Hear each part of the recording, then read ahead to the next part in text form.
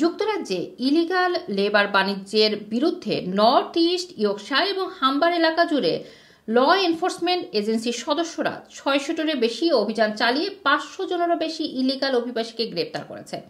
গত বছরের ৫ জুলাই থেকে ৩১ মে পর্যন্ত ৬৮৭টি পরিদর্শনের ফলে ৫৫৭ জনকে গ্রেপ্তার করা হয়েছে, যা আগের বছরের তুলনায় পরিদর্শন ১৪% এবং গ্রেপ্তার ৫৬% বৃদ্ধি পেয়েছে। জানা গেছে, সারা দেশে এই ধরনের অভিযান বৃদ্ধি পাচ্ছে এবং ইল্লিগাল অভিবাসীদের কাজ করার বিরুদ্ধে সরকার কঠোর অবস্থানে রয়েছে।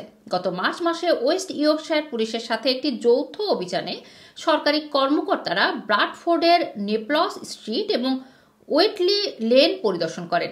এই এলাকায় ভ্যানে করে আসা প্রতিদিন অবৈধ শ্রমিকদের কাজে নিয়ে যাওয়া হয়।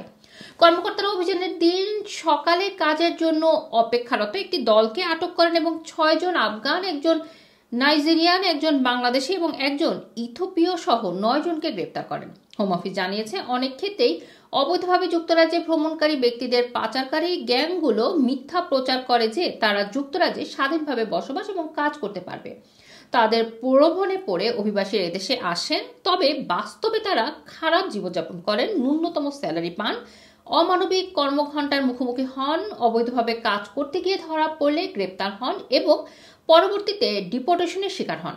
এদিকে ব্রিটিশ সরকার এখন construction, food supply, beauty salon এবং কুরিয়ার পরিষেবার মতো সেক্টরে গিগ ইকোনমি এবং জিরো আওয়ার কর্মী নিয়োগকারীদের উপর তদন্ত করছে।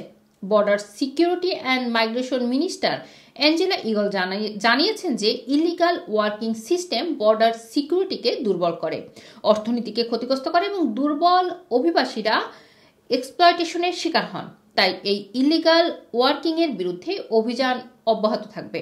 রোমানা রাখি, রানা টিভি, লন্ডন।